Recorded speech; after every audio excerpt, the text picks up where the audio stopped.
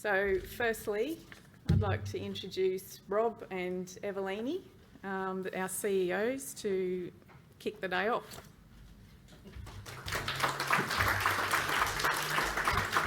Thank you very much, Michelle, and thank you, Uncle Michael, for that welcome. And I think it's really important for us to consider the collaborative connections that we need to have with our First Nations colleagues and community-controlled organisations to achieve what we set out here to do today. I'm Rob Stirling, the CEO of the Alcohol and Other Drug Peak, and it's a pleasure to welcome you to today's Collaborative Connections Symposium alongside Evelyne and the team from the Mental Health Coordinating Council. It's so great to have so many people here in the room and also online, and I think it demonstrates the importance of the need for a collaborative approach between the alcohol and other drug and mental health sectors, and also the need for that long relationship that NADA and MHCC have fostered over many years. This isn't our first rodeo. When I first started NADA over 15 years ago, we held a joint conference called Outside In, Community Responses to Complex and Diverse Needs. And at that time, the current NADA board chair and CEO of the Buttery, Leonie Craden, was actually the president of MHCC. And interestingly, we're going to hear from Carmel Tebbit later today as well, who used to be the CEO of the MHCC, who's now the CEO of Odyssey House, New South Wales, and a NADA board member. So I think that shared knowledge across our sectors is something to celebrate and also supports that collaborative approach. We do have people moving between the mental health and alcohol and other drug sectors. I was very fortunate to be part of the NGO Community Research Grants program that the NADA and MHCC jointly administered back in 2008. It was a big investment from the New South Wales Ministry of Health in NGO-driven research, and it resulted in the establishment of the Community Mental Health Drug and Alcohol Research Network, which still goes today. NADA and MHCC are passionate about ensuring that community-based mental health and alcohol and other drug services are not only applying evidence-based practices, but we're actually informing it and we're driving the research agenda. We hear from government about keeping people out of hospital, keeping people out of the public health system, but actually we know a lot of the research dollars and priorities is within the hospital system, and it would be really great to see another investment in community-based research happen within the alcohol and other drugs sector. But in saying that, we're continually amazed by the work that the non-government sector does in terms of the research that they do and their collaborations with academic partners. But imagine what we could do if we were appropriately resourced. So building the mental health capacity of non-government drug and alcohol services and providing the workforce with skills and confidence has been a priority for our members for the entire time that I've been at NADA, and I'm sure it predates me as well. It continually comes up as one of the top workforce priorities in our annual needs assessments. And we're fortunate to be doing some joint training with the MHCC later this year, which will bring NADA members and MHCC members together around training on coexisting issues.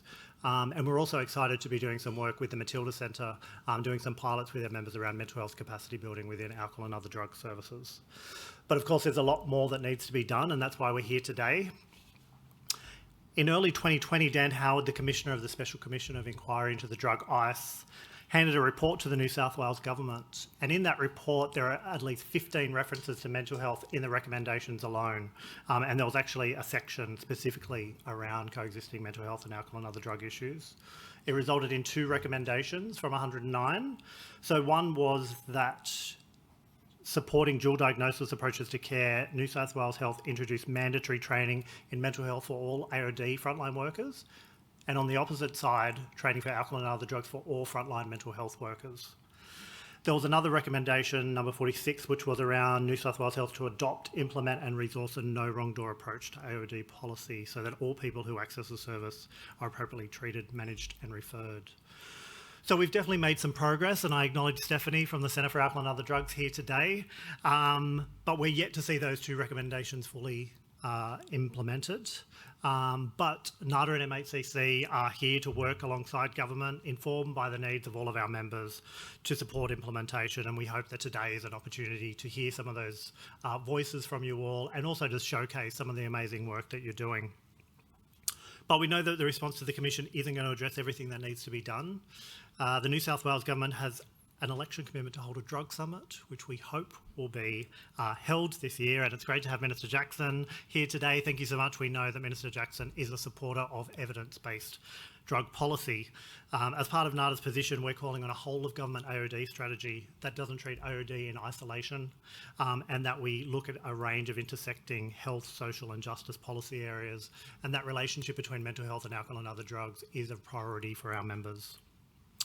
On another New South Wales election commitment, NADA and MHCC are united in our representation for our members on the New South Wales Government Leadership Group that has been established to deliver more job security and funding certainty for the NGO sector by introducing 5-year contracts, we hope longer, because we want to ensure that our members have a strong, secure and sustainable workforce so we can focus on what really matters, which is about improving the health and wellbeing outcomes for the people who access our services every day. And that's what we want today to be all about: connection and collaboration to provide the best possible care to the people that come into our services, and most importantly, to celebrate the amazing work of community-based mental health and alcohol and other drug services. I'd like to thank the NADA and MHCC teams for their amazing work in pulling it together, and I'd like to welcome my co-convener, Dr. Evelyne Tadros, the CEO of the MHCC. Thanks.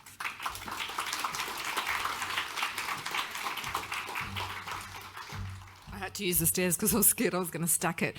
Thanks, Rob, and thank you very much, Michael, for your welcome and for sharing the values that you, I guess, see and hope for in leadership in the room. Welcome to the Collaborative Connections, the cross-sector symposium between the community mental health and the alcohol and drugs sector of New South Wales.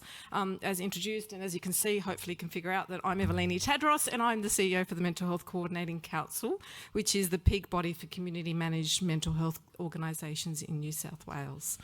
It's an honour to be here today, co-hosting this important day with Rob and NADA, our sister peak. In the 1990s, I was in the front line in Cabramatta dealing with the heroin crisis and responding to the challenges and opportunities with particularly opening up the first Australian needle exchange program and working alongside many refugee and migrant communities, particularly those experiencing significant torture and trauma. So it's interesting that, you know, life comes full circle, and now I'm in the mental health space and trying to support collaboration in the AOD sector.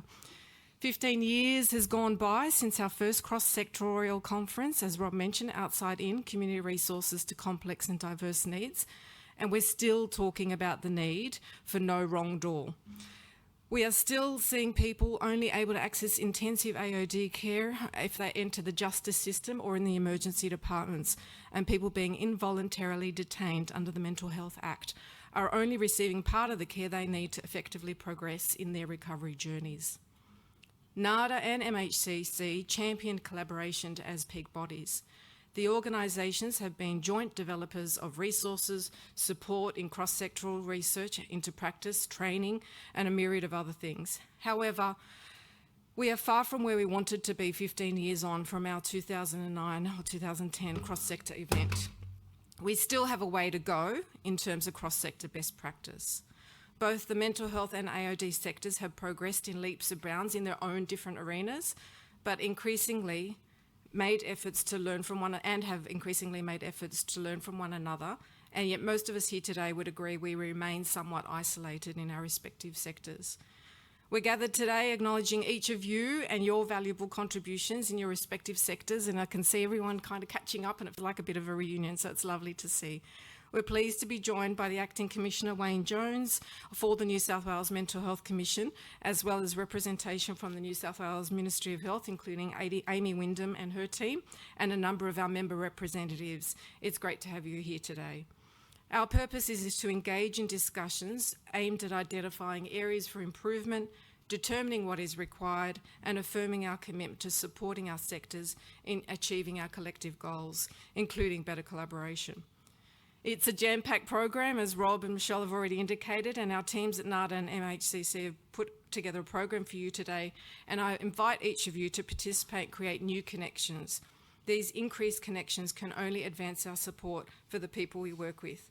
We truly believe in making continued systemic change and make that a reality. It's now